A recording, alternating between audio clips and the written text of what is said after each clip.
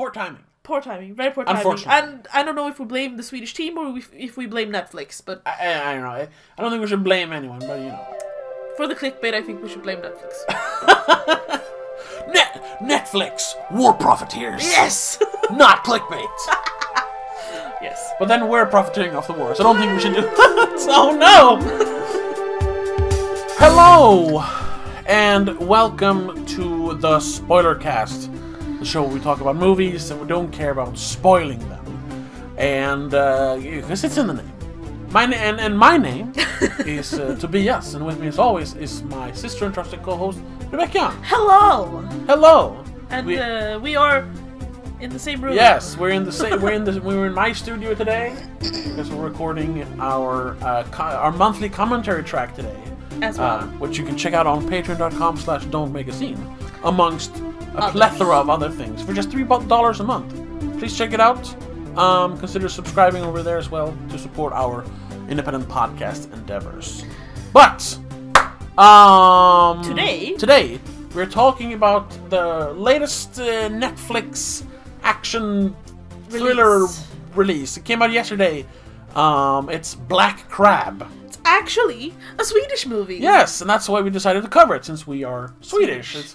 And we saw the trailer, and it's like, hey, look, it's an ambitious Swedish movie that is not, a drama. Yes, like most are. It's an attempt. I'll say an attempt at a big Hollywood-esque blockbuster type movie, which we very rarely do.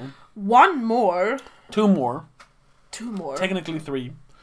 Because I can think of one. Way back in the day, about 20 years, 16, 17 years ago, we did the Arn movies. Oh, that's right.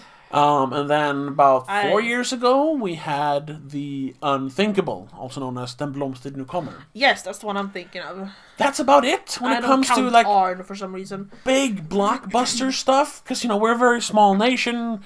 An even smaller movie industry. Yeah, like we don't have the capita to make $200 million movies. Like that's like the budget for our entire country. No, it's not that. We're not for that all small. movie production ever. Yes, that is true. So it's always fun to see filmmakers from Sweden or the Nordics, Scandies. Northern Europe in general do that. So we gave it a shot, and I'll just say what I thought. Yeah, I thought it was pretty bad. You did? Yes. I thought it was pretty good. Where? Everywhere. I thought it was exciting. Yeah, sure. I did like the arc it had, the way they had to go. It felt like such a video game for some reason. Like they would have made an awesome video game. Yeah, it kind of reminded you of The Last of Us. Sort of. Yeah. Even up, or not zombies or anything, but the whole desperate. Yeah. Have to deliver this thing to save the world and blah blah blah. For some reason, I thought of Metal Gear Solid, like someone like. Yeah, because military is in snow and thing. Sneaking around. We should also say the plot quickly. Oh yes. It takes place in a near future, from what I understand. Some sort of near dystopian future. Yeah, where the enemy, we never know who they are, but some foreign national has attacked Sweden, and we are fighting a losing war against this enemy. Like Sweden is in despair. There are like refugee camps. People don't have any food. And the military basically oppress. As much as they're defending the country, they're also oppressing the population because they're losing. They don't have anything else. Yeah, they have to. And we follow Ed. What was her name? Caroline Ed. Caroline Ed. Who is she enlisted when the war started after her daughter was kidnapped for some reason by the enemy. Taken by the enemy. Yeah. So a few years later now, she joins Operation Black Crab, which will end the war. Yes. They have to deliver a package. It's a covert, secret, whatever. They have to deliver this package to basically the end of the lake or the seas, archipelago of Sweden. Yeah. 100 nautical miles. Yeah, which... Well, okay, we'll get 100 nautical miles, which is about... I actually don't know. It's about 100 miles. So okay, yeah. The way we count it, it would be about Like if you translate 16 mil, 16 mil. So 160 kilometers. Yeah. Yeah. Sort of. I think basically. So. Yeah. And they have to do it on foot, or since they're going across the water, they're doing it on ice skates. Because it's the first time the entire I can't say the archipelago. Archipelago. Yeah, it's frozen over completely in like was it 55 years or 37 whatever. years. 30, yeah, something. So they have a chance to actually do it. It's not thick enough so that a convoy can go over, but it's also not thin enough for boats to break through it, which is bullshit. But yeah, I was like, no, scooter. But also, they should have just said like we're a convoy of either boats or cars. Will get detected. Yeah, they would be too exposed. That's the whole point. Yeah. So we have a small group of covert operators skiing or skating across the ice to deliver the package. Yeah. And I at first was like, why is it called Black Crab? That's always silly how they pick the names. But then, Colonel Rod explained it pretty well. He said, "You're gonna travel basically sideways behind enemy lines, right? Like a crab in the night." I was like, "Ooh, like a black crab." Okay. Yeah. But that's the plot. So there's four people. Really only one like career military guy though. I mean, you have technically you have 5 people in the beginning. Right. But you actually 6 people in the beginning. Kind of quickly lose one. Yeah, and they have to deliver this package, and you know they encounter the horrors of the war along the ice. Yeah, and That's it. That's it. I thought it had every action thriller, like war thriller cliche. Sure. It had terrible dialogue, full of like cliches, and because it's in Swedish, it sounds ridiculous, so awkward. It sounds like it's just a simple one as saying yes sir or yes lieutenant or whatever. Yeah, that's the thing. In English you don't have to say the actual rank. You just say yes sir unless you're like yes, admirals. Ma'am. Yeah. In Swedish, we don't have that. We don't say sir or ma'am. Yeah. So we go with the lieutenant, admiral. Yeah, So överste. Överste. Ja överste. Ja lieutenant. It sounds ridiculous. So weird. And I guess... But that's just a language thing. I mean, yeah, this movie would obviously make better if it was in English. Yeah, and some of the dialogue, like... It's like it's written in English. It sounds like it's written in English. And poorly translated. Which I kind of understand because there was an option to have the movie... You can listen to it in an English dub. Oh. And I almost wanted to, just to hear if the dialogue sounded better. Because Swedish sounds awkward, even for Swedes. Yes. A lot of especially people go movies, like, it's a sing-song language, sure. When we talk, maybe. Yeah, conversational Swedish. Yes, but in movies... They rarely manage to capture that in movies. No. Especially when it's very formal, like... Exactly. In a formal setting, Swedish is very awkward. Yes, it is. And it's very annoying. Especially when you're nowadays bombarded with English media. Trying to hear... Swedish media, then it's like, what the fuck are you talking about? Just say it in English. I know you know English. Yeah. Also because most Swedish people, we study English from like an early age. You know English. We had English class. I had English class when I was 6 years old. Yeah, me too. Yeah. But I mean, I started learning English at home earlier because I watched English movies. We don't dub things. Yeah. Even so, yes. Despite all that, although I had to watch the movie with subtitles because there is one goddamn Danish guy in this movie, and I could not understand what he was saying sometimes. I had the it's a similar language. Sometimes you're like, I had to like rewind and listen again. After a while, I was just, I'm going to use subtitles. I had subtitles automatically because I always have it on because I'm usually watching English movies. Yeah. So it automatically turned it on. I just didn't turn it off. It helped me at one point. I'm better at Danish than you are, probably, because I work with Danish people. Yeah. So I have that advantage. But there's one scene where even like them in the movie have him say it in Swedish because they don't understand him. Yeah, yeah. He says, because their numbers are off. It's like French times 3. You don't understand a word of what they're trying to get at. So he's like, in Swedish, explaining it once again. Yeah. Like, Just say 60! They have a word that's halvfjärs, and I still don't know what number that is. That's a number. It doesn't sound like a number in any other language in the world. Yeah.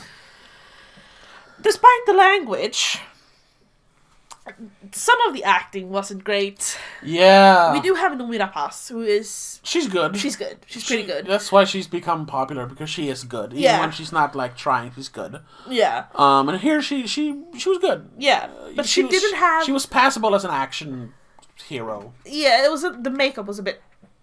They try to make her look like something she definitely shouldn't try to look like. They try to make her, like, rugged and hard by, like, giving her scars. It's just, like, stupid. Yeah. Why have, like, 3 facial scars? It's just trying to make her look like an action hero. You actually see her get the scars in the movie. It's when the opening scene when they take her daughter, and then when they cut back to that later, they punch her in the face, and you see that cut up both the lip and the cheek scar. The chin. No, chin. Forehead. She has forehead. Oh, I didn't notice that actually. So maybe she has too many scars. I don't know. It just looks like when you're designing a video game character and you're like, add scars. I'm gonna put all the scars on it, yeah. That didn't bother me. What bothered me was the dialogue. Yeah. And the other actors are partially trying too hard. Oh god, yes. We have the only guy who's supposed to be like an actual military dude. Nylund. He's a wannabe Joel Kinnaman. Yeah, and that role was written for Joel Kinnaman, but this guy got it sometimes. But yeah. Sometimes it's just like, no. Yeah, he was trying a little bit too hard to be like because he's highest ranked when the first person disappears. Yeah, they have a captain with them, and she literally dies in the first 5 minutes of the first mission. time they stop to like, okay, let's get our bearings. She falls through the ice. Yeah, we have to be careful because the ice could be very thin, and then she cracks the ice. Like, come on! And she drowns in like a minute. Yeah. I know that it's cold, but she is a war veteran military person. Yeah. You're not supposed to. You do train to survive cold water, especially in Swedish military. You do your. That's your job. What's it called? Lumpen. You enlist. I don't know what it's called. The training you do when you enlist. Training you do in the winter. Yeah. You know, partially because we have so harsh weather in Sweden during that part of the year. So I was like, oh, she drowned? Yeah. Alright, that was weird. That was a weird... We should mention that this is based on a book. Yeah, I haven't read it, because I feel like the book might be better. Maybe. Because, some things are, like, conveniently placed just because, and they kind of rush through it to just get on with it. Just have that part out of the way. We just want to get the captain, because I think she's a captain. She's a captain, yeah. I don't know how that translates. Yeah, I'm not. She's captain in Swedish. Yeah. And I don't think the ranks are exactly matched, but no. She's higher up. She's the highest one. She's leading this mission. Yeah. And she's the one who has the package. But before she even has time to properly brief them, because the base they're at before they're supposed to leave gets bombed. They're attacked, which they foreshadow. So they have to leave in the middle of the night before even briefing properly, before like... They know where they're going. Yeah. That's about it. And what they're... So she doesn't have time to brief them before she falls through the ice. Noomi rapace's character, Ed, she jumps in the water and saves the package, but she can't save, like, she's not even going to try save a drowned person. No, because she's dead. And she's heavy as fuck, because, all the equipment. So, that's just convenience, but it doesn't work. They should have added a little bit more before that. Because sure, I'm fine with her falling through the ice, but the second after they say the ice could be thin... Yeah, it was literally like... Be careful, the ice is really thin here. Here you go. Try the ice in front of you, and then behind you she falls. She dies. So what? And then we get some lovely cinematography of them skating over the ice. It's beautiful, those shots. Yeah. And the sets, for most part, is actually kind of interesting. Sure, they're good. But it's... So the technical aspects are fine for the most part. Yeah. The problem really is the script. The script is awful. It's very basic. Very basic. Some scenes are pretty cool, but I don't know how much that is like you said, how much that is technical and how much that is script. Well, no, it's the script, because so the captain dies, which means they don't have a leader, and tensions are already like a bit high because, first of all, they're quote unquote volunteers, even though they don't have a choice. No, that's just the military as it is in this situation in this movie. And Ed and what was it, Nylund? They don't trust each other because for some reason in the beginning of the movie he is sent to fetch her. Yes. She's on a train going south. Yes. You're like, no, you're going to the headquarters. We need you for this thing. He drives her into like a refugee camp, gets out of the car and says, "Stay in the car." Goes into some house. And doesn't come back for a few minutes. So she steps out to see where he went. Gets attacked by some starving refugees. Yeah. Kills them. Of course, gets in the car and drives away, so not be to safety, so she won't be killed. And then he just turns up when they're going to do the mission, and so there's tension between them two. Which after their captain dies, and she needs to warm up, so they take refuge in an old abandoned house on a little island. Yeah, because Swedish archipelago was full of houses. Islands. It's like not thousands. It might be. There are thousands of little islands in not all of them are livable, but some of them have houses on them. Yeah, summer houses and even full year houses. Like, little communities. Yeah, like the big ones have year-round villages. Communities. Yeah. So they go into the house. She warms up, and then they have a discussion. Oh, like you left me behind, and you let her drown. What do you mean you left me? You left her in the car, ass. So there's this artificial animosity between them. Yeah. Which it's never explained why he deviated from the course, went into this refugee camp, and didn't come back. He just left her there. At first, it's never explained. I thought that would be like a test. Yeah, but they never explained that. And when she gets there, they're like, we're still waiting for someone, but then Captain Forsberg, who's the lady who dies early on. The captain, yeah. She's like, well, one of them didn't show up. Is it him, or is it some other dude? I'm not sure. Well, Nylund does show up. No, but like, in the beginning, they're like, oh, we're missing one. Yeah, he's a no-show. No, that's supposed to be someone else, because Nylund takes that guy's place. That's true. Kind of sounds like they're like, oh, but she left him. Oh, I don't know. There are details there that kind of are not. Yeah. They're missing. So and then that, for some reason, ends up in this feud between Ed and Nylund. Yeah. But it's not really properly fleshed out, so we don't understand really why they're mistrusting of each other. Yeah. Other than, you left me! Oh, you left me! Yeah, I would have... Why reason? What reason? Both of them have reasons, I suppose, but we don't know them. Yeah, but there's... Yeah, exactly. We only know her reason, which is legit, because we see it. Yeah. And then, while they're in the house, they stay the night, and the other people in the group is a young Swedish kid who's a sniper dude. Who's a sniper. Who is called Granvik. Yeah. He's terrible. He looks like he's 17. Sure, I mean the actor, he's terrible. Yeah, and the actor's pretty terrible. He's probably fine in like other like more drama things. Maybe. I don't think he can do the action part, because it's just like a kid they're lugging along, and at one point he shows off his sniper skills. Yeah, one time he uses. Two technically. Yeah, there's the thing towards the end. Yeah. But then there's another Swedish soldier, Maliki. No, he's the Dane. Karimi is the Swedish guy. Karimi, yeah, who is like, and he's the one like, we can't. I just want to get back to my girlfriend. He's who happens to be at a base that's apparently been blown up, but he doesn't believe it. Yeah. Then we have the Danish guy. The Danish guy Malik. Malik, right? And Malik is just like, he's the foreign outcast kind of thing. Yeah, and he seems to be the voice of reason for the most part. But then, so we have, there's a bit of tension, like the captain's dead, Ed and Nylund doesn't trust each other. Ed almost died, she's freezing to death basically. Yeah. And then, so they stay the night in this house, and then in the morning, she wakes up and she walks outside because she hears helicopter sounds. Right. So she wakes up and goes outside to check if she can see an helicopter, and Karimi is sitting there talking to someone on the radio, trying to connect to someone, and you see the chopper comes. Yeah, and you're like, oh, okay. So here's the next thing. Did he call them? Did he call the enemy? Which is further. And there's.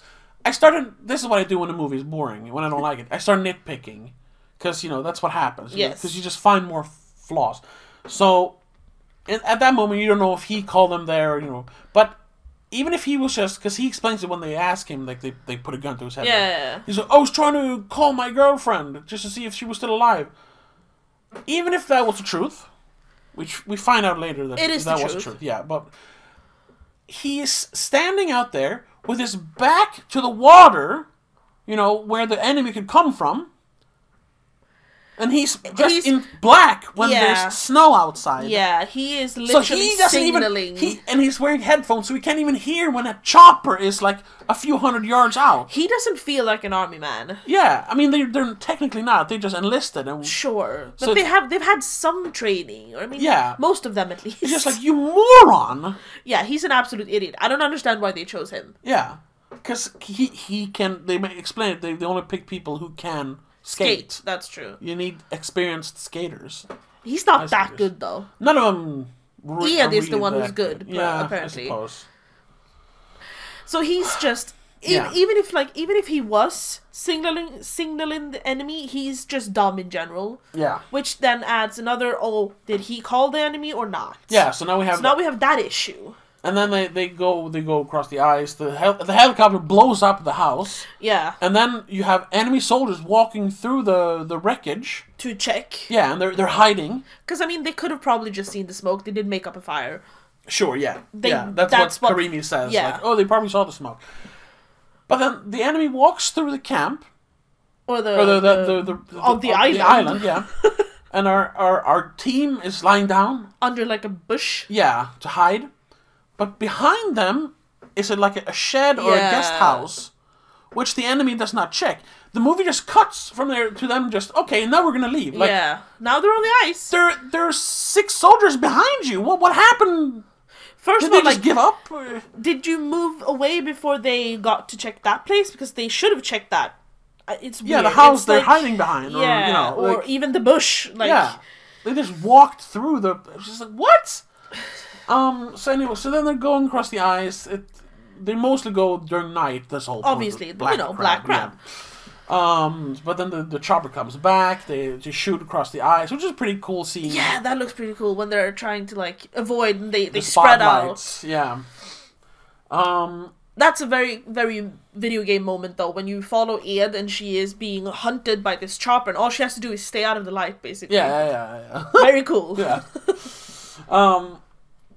But they end up taking refuge because of that on another island, which is a slightly bigger one. Yeah, with a few houses. Like a small village, sort of. And they meet an old couple who still hides out there in their house. Well, in like a boathouse, basically. Yeah.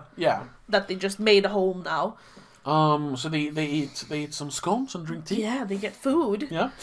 And they start talking about furniture, making small talk. Yeah, because they're relaxing. Yeah, and Ed spills some tea. Yeah, she drops something. Yeah, realizes the old man, there's an old couple, man and a woman. The old man has an Uzi taped to the bottom of the table. Yeah. Yeah.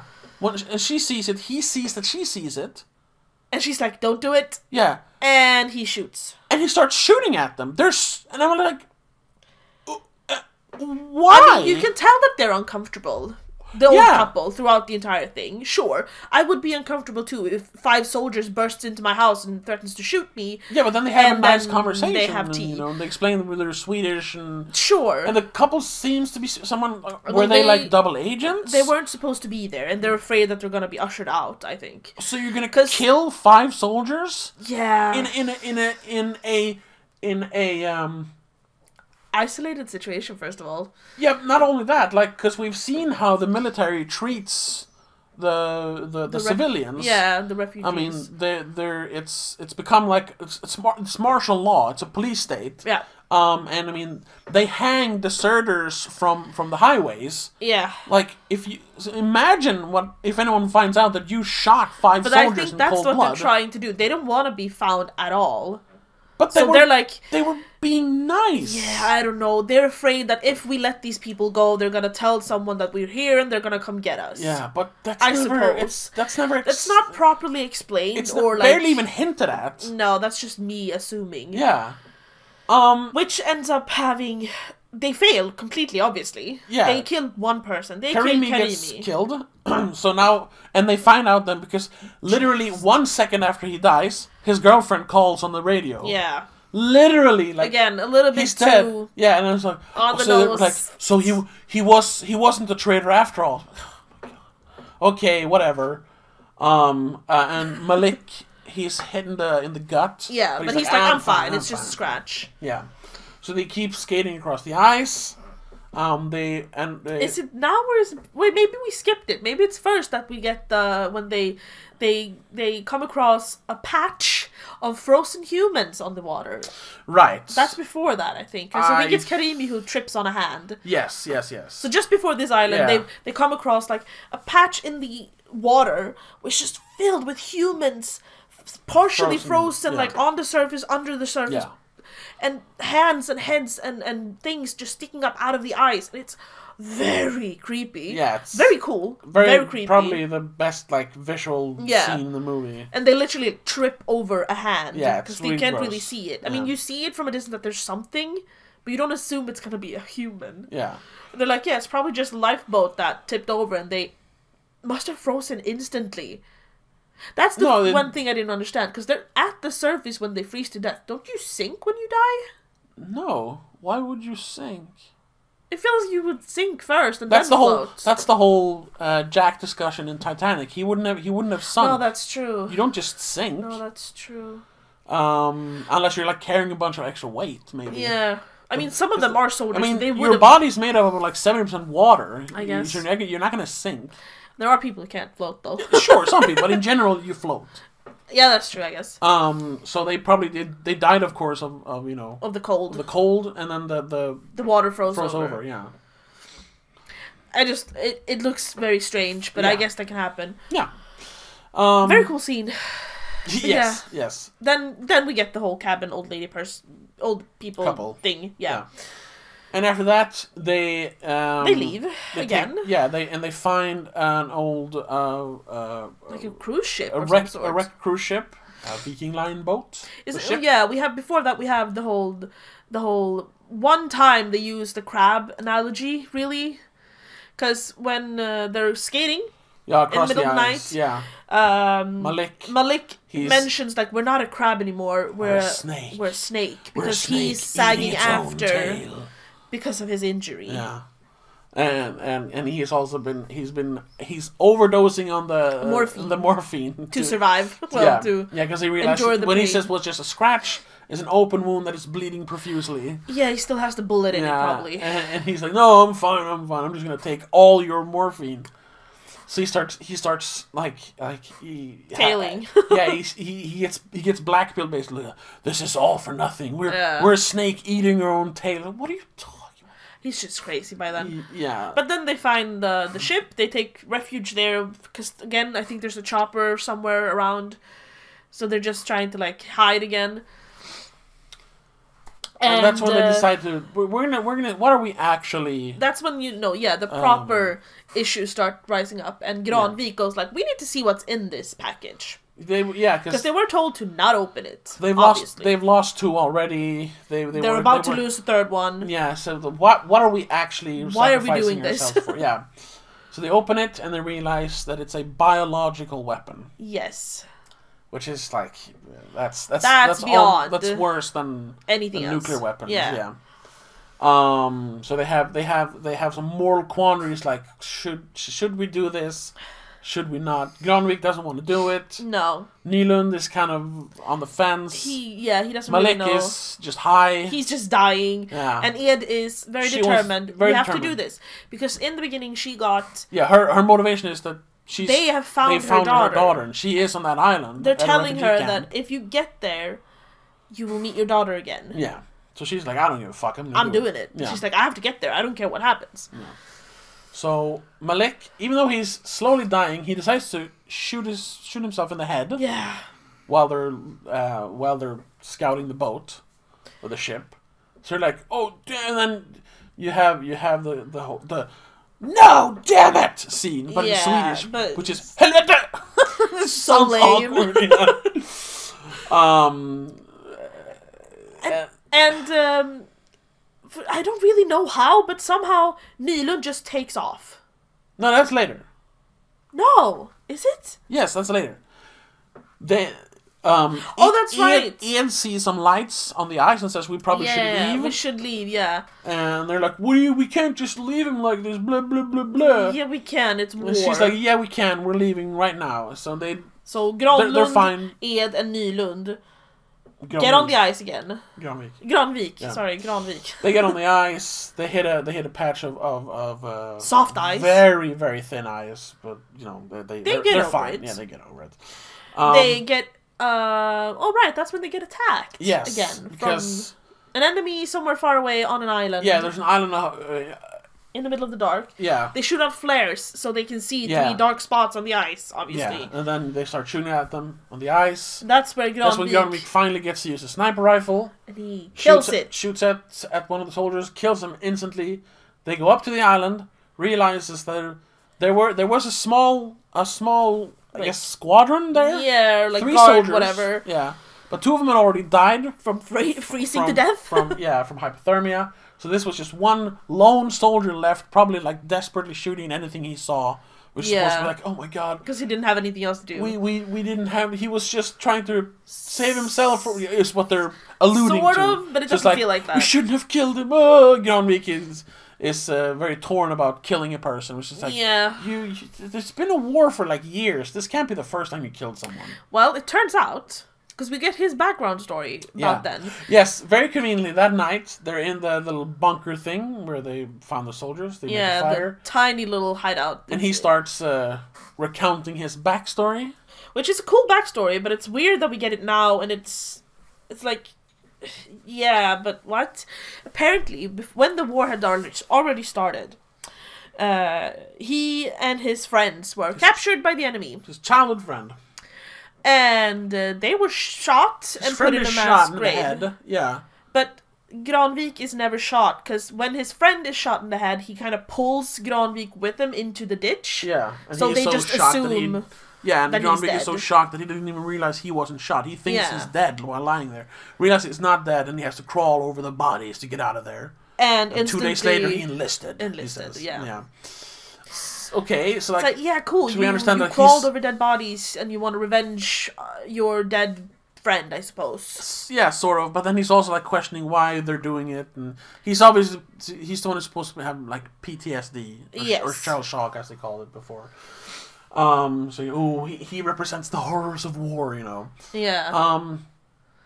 Morning comes. Nylund has left. Right.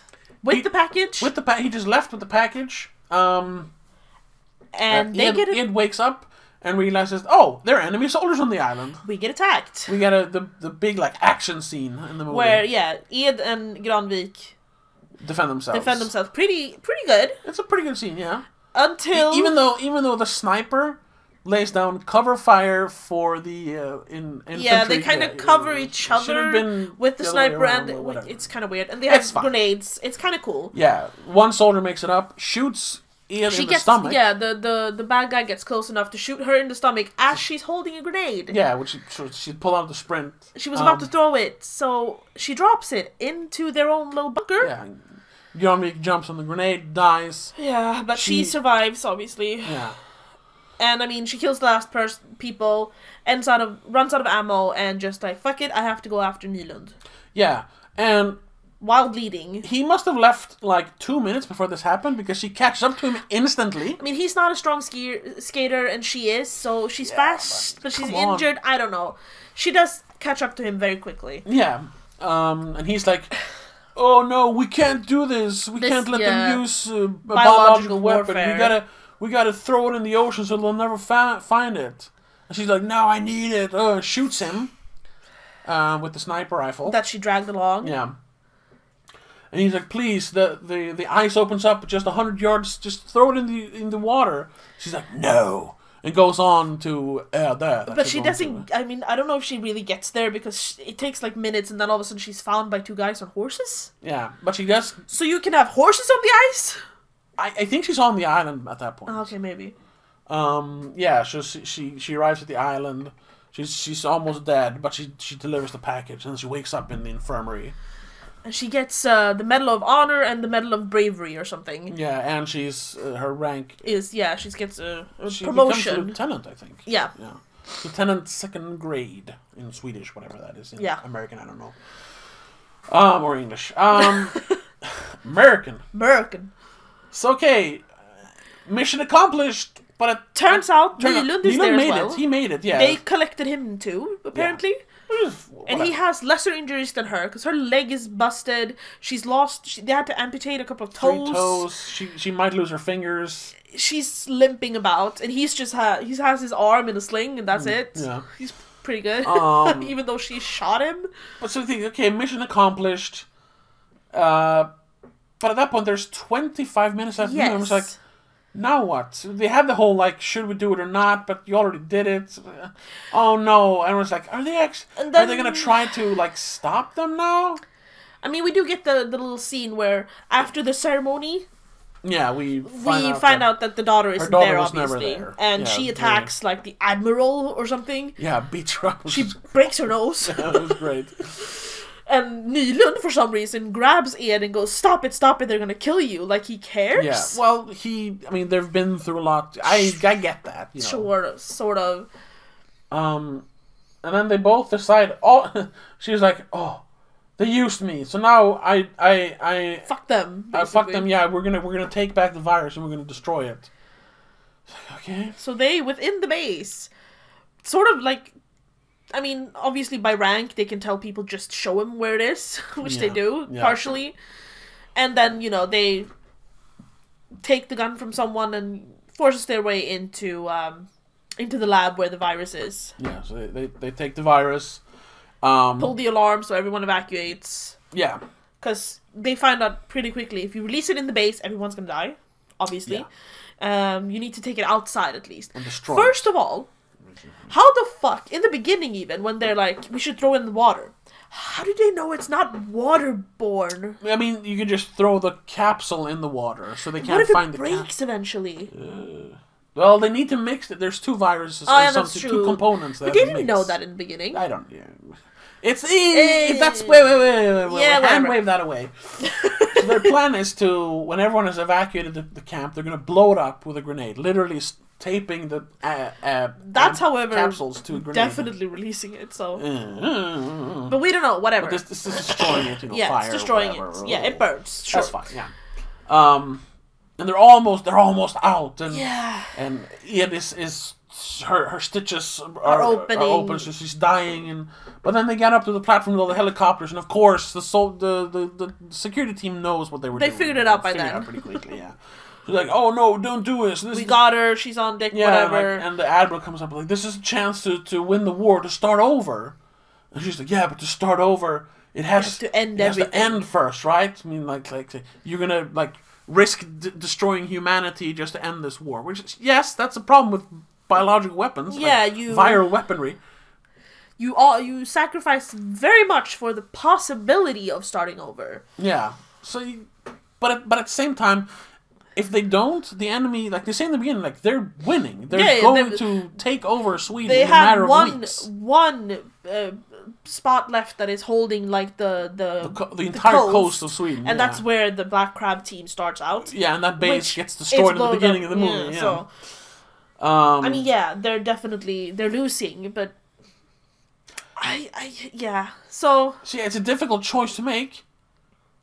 And I don't think it should be 2 jarhead idiots to make that decision. No. But it is, because, emotions... It's like a Marvel movie, like, you were mean to me, so I'm going to be mean to you. Sort of. Also, I mean, as a person, you probably just goes, but that sounds stupid if you don't know the entire thing, which they don't. Yeah, exactly. We don't get the perspective of the army. Of the army, or of the leaders. Or of the scientists that came up with the virus. Like, we don't even know what kind of virus it is. The Swedish leaders who are deciding things. Yeah. I don't even know what you translate. Government? Yeah, I guess the government. But I was thinking of our leader. What's it called in English? I don't even know what's it called in Swedish anymore. Statsminister. Statsminister is Prime Minister, sort of? Prime Minister, sort of, yeah. It's a Prime Minister. I guess they, or maybe it's the king by this. I don't know. No, because we do have a king. No, yeah, but they don't hold any power like that. No, it's the prime minister. Not even in war. No, they still have a functioning government in Sweden in the movie. Yeah. They mentioned that. So they know all the facts. They know all the background story. And they chose this. They're desperate enough to choose this. Then maybe it is the only way out. Yeah. Either way, we don't get to see that side of it. So we only know that, no, we can't do this because it's bad. Kill people to kill people. So she takes a grenade. Or kill people to save people, I suppose. Jumps off the platform and explodes midair. And Nilun is watching this as his helicopter is leaving the platform. Which is like, it's pretty good. She's like way in the distance. You see a body fall and boom, explodes. An explosion. Like, whoa, what the fuck? Kind of see the red like splatter blood. And the movie ends with a like dream sequence where she falls below the water. ice. But there's her daughter and they're hugging, which was they're reunited very cool, in death. Very, very, very beautiful scene. Yes. I wish the whole movie was filled with stuff like that. But though I kind of wanted the movie to end right there where she got the promotion and she finds out her daughter isn't there and she collapses. I was kind of like, okay, yeah, mission's over. That's all we needed. It could have ended there. Yeah, could have been a super downer ending. But I also did say, but can it really end here? Is it really over? And then no, there's 25 minutes left. Yeah. I think this movie would have been better if it wasn't Swedish. I think it wouldn't have been, because that's what I mean. Because it had every cliche. You had the soldiers sharing their life story and dying instantly. You had the tensions between the soldiers, and you had it's the final mission, and you even had the almost like crazed general quoting poetry and drinking heavily. And so you're like, oh my god, this is very unstable. And you had bodies hanging from the rafters. Yeah. And you had all the dialogue like, oh. I'm trying to Pelle Rådström is the guy who wrote the script mainly. Yeah. Obviously, like we said, he's based on a book, so he had a story. He just wrote it. Before this, he had only done shorts. Mm-hmm. And he's the head writer for one TV show. It's a new one. It's a new one. So I don't know when it started, but 2022. All of it's 2022. And then he, like I said, he did a bunch of shorts. Well, 1, 2, 3, 4, 5 shorts. Yeah. He's probably done some commercials and stuff too. Probably, but I'm not sure his writing skills are up to par for this. No, because it was and we usually say like when we talk about bad movies, we talk about how you can fix a bad movie with some classic cliches. Yeah. But the thing is, there were too many. This movie cliches. Is just cliches, and it's super. It takes itself so serious. Same problem though with the director Adam Berg. Yeah, he's also only done shorts and music videos before this. Yeah, this was their big first big thing, and I think the subject was too heavy for them, or like the imagery that they were supposed to convey was too heavy and big. Yeah. For someone who probably doesn't even have like any military knowledge or anything. That's also a thing. Like they were not. And I know once again that they're enlisted and not career soldiers. Sure, they've been in the military for a while at this point. They're some not of them acting like soldiers. Yeah, some of them are soldiers. We know that. Like the ones with higher ranks. Yeah, I'm only speaking from like a theoretical knowledge, but they were not acting like soldiers. They didn't feel like soldiers. Ed at points. At points, and of course. Not even Nilun. No, he was a bit. It was terrible. Almost.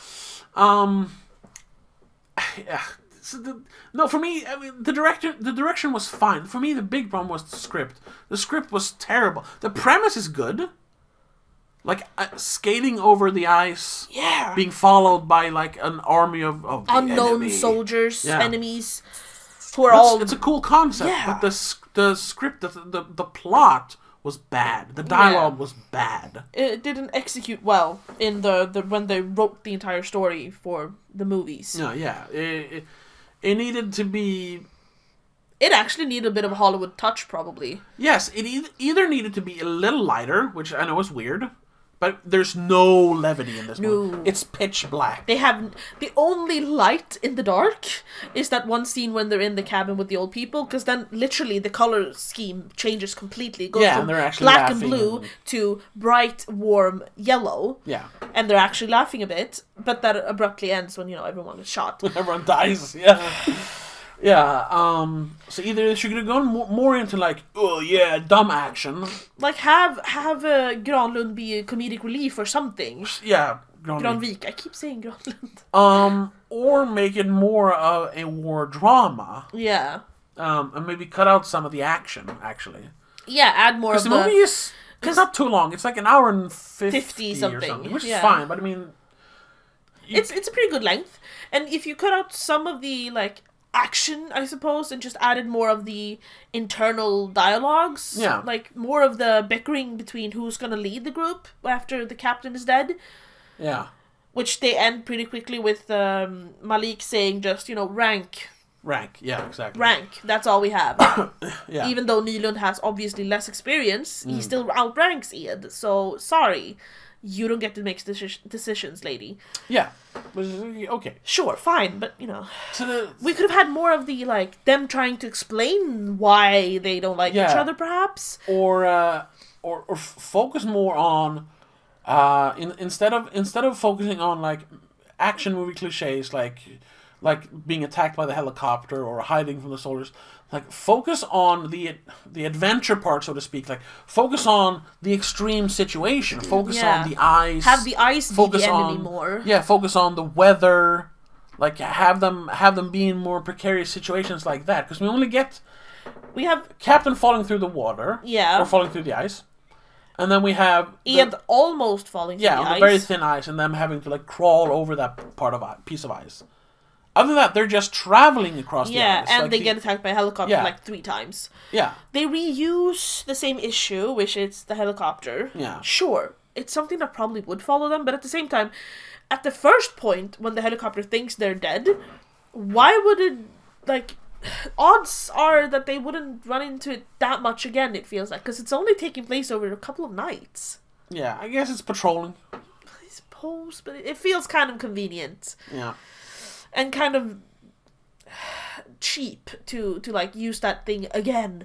But I guess also, based on what I assumed the budget was, even though it's a Netflix production, when they had the helicopter, they're gonna fucking use it. Yeah, but I think it's a CGI helicopter though. Well, it probably cost a bit to CGI. Oh yeah, fucker. Sure, yes, of course.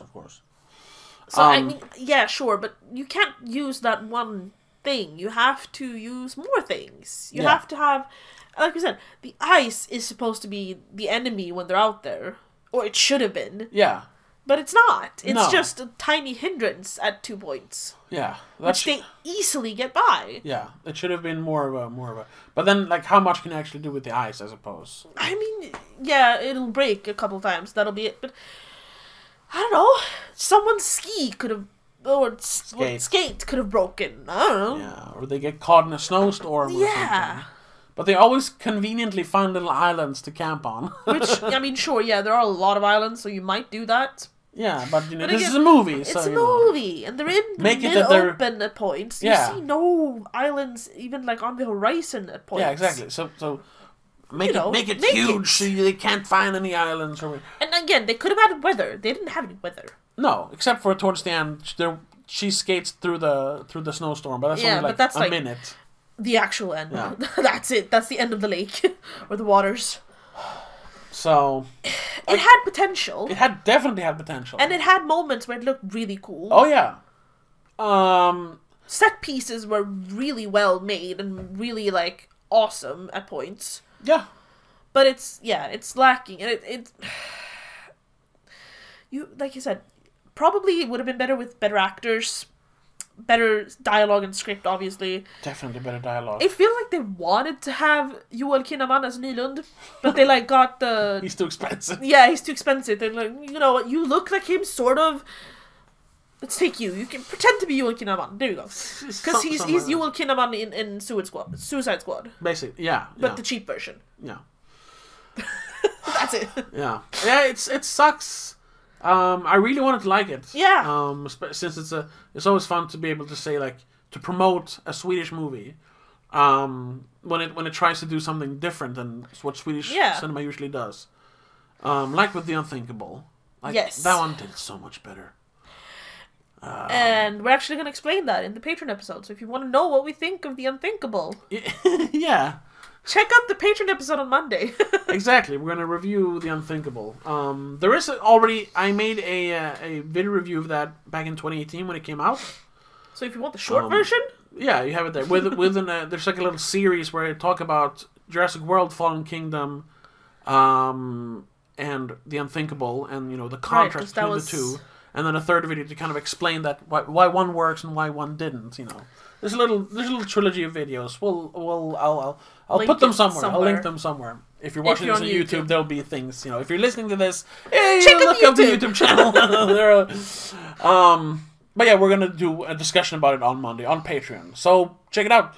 $3 a month, you get an extra episode every week. So yeah, and unfortunately, we're not gonna recommend Black Crab. No. Sorry, Sweden, it's not terrible, but there's better movies to watch. Yeah. Like, if you like that kind of aesthetic, sure, watch it because aesthetically it's pretty cool. But if you want, proper war army movie, nah. Don't watch this. Yeah, or if you want more of like a war action thriller movie that also has harsh weather, but a better script, better actors. Ben Affleck, one of them. Charlie Hunnam, or whatever his name is. Which are we thinking of? What's Poe Dameron? What's his name? Oscar Isaac. What's the movie? Pedro Pascal. You should check out Triple Frontier on Netflix. It's another Netflix movie. Came out a few years ago.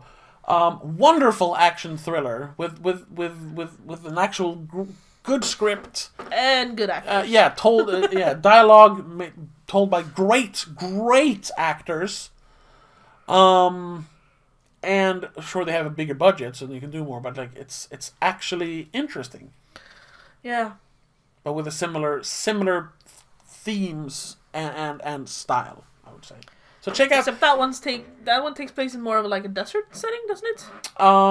It takes place in South America, but they have to walk over a mountain to get to the that's the one. It's the mountain. Yeah. Yeah. So they do have like snow and harsh weather and stuff. Yeah. So yeah. Sorry, don't check out Black Crab. Check out Triple Frontier instead. Nice try, but Sweden, you failed. Yeah. Kudos for trying. Yeah. A for effort. Definitely. And better luck next time. And I think that's it for us. That's it. Yeah. Well, something we should address, which we talked about before, but I said we're going to talk about this. We haven't. Oh yeah. Extremely this is a poor movie. Poor timing. It's a movie where a Nordic country. We're very very close to. There's only this is recorded in March 2022. If you ever run across this later on in life. Exactly, and if you're not great at geography, I'm not great either. But you have Sweden is here. Here's Sweden. Here's the Baltic Sea, which is a small. It's basically a lake. Basically, then you have Finland. A little country. Well, Finland is attached to Sweden as well. Parts of there's water. Mostly it's water, but yeah. Then you have basically like Ukraine and the other like Baltics. Yeah, I don't know the names of the Baltics basically. Yeah, and then you have Russia. You have Russia. So we. This is released at the time where Russia is actually attacking Ukraine. They're invading Ukraine, and even though here in Sweden, we're not really affected. The chances are 1 in 1 millionth that they're ever going to go, that it's ever going to spill over into Sweden.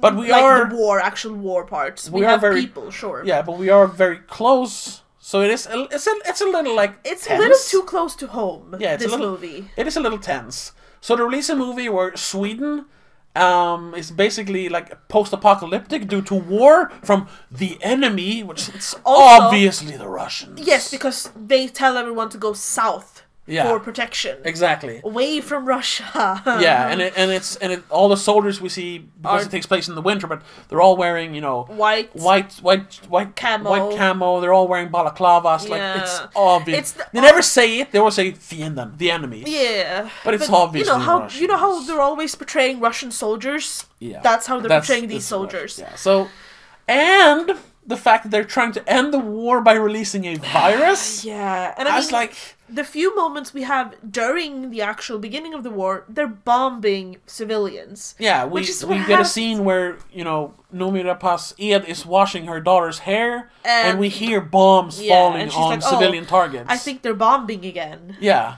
Whoops. So it's a bit... Even if this movie started production in 2018...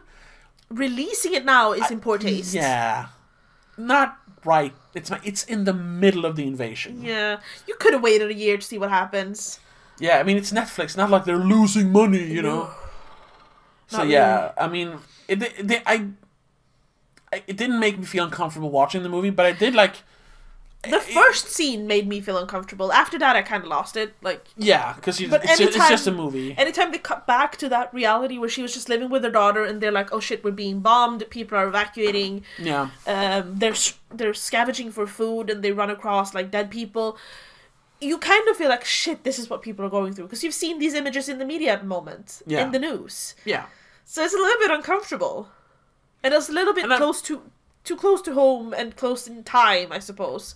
Exactly. I mean, don't really release that. I guess that's a problem, of course, and not just us and our white privilege. Oh yes, definitely. Because I mean, every war movie about the war in Afghanistan or just the Middle East in general is probably going to be very uncomfortable for people in the Middle East. Obviously, but we've never experienced it. No, of course, but there you have. Even if you think but then it's an American movie. It takes place in the Middle East. Yeah. So it's removed for Americans, so to speak. I mean, even though their soldiers are there. Yeah, but it's still it's not home. Yeah. So it's an American movie which might be uncomfortable for people in the Middle East. Sure. Yeah. Here's a Swedish movie. Uncomfortable for Swedish people. Yeah, because there's a war going on just with a couple of 100 miles that way. I mean, before the war started, we had Russians patrolling outside of our borders. On the water. Yeah, there were Russian bases outside of Sweden. There's always been there.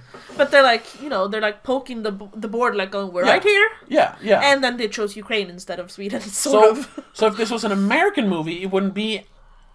Then I would say, okay, it's close to home, but it's an American movie, so they don't see it as a problem. See that as a problem. But these are Swedish filmmakers, Swedish and Danish filmmakers. Well... production, the production. I think the production is a co-production between Sweden and Denmark. Yeah, it's a Scandinavian production, but the author, the writer, director, and main cast is Swedish. So it's I would never, because free speech advocate. I would never say censor art or anything. No. But maybe wait a little bit to release it. Release it. Don't change it in the summer. Just wait. When hopefully the war is over by then. Hopefully. Or wait a year, see what happens. Or if if it escalates, hopefully not. Maybe you wait. Just wait.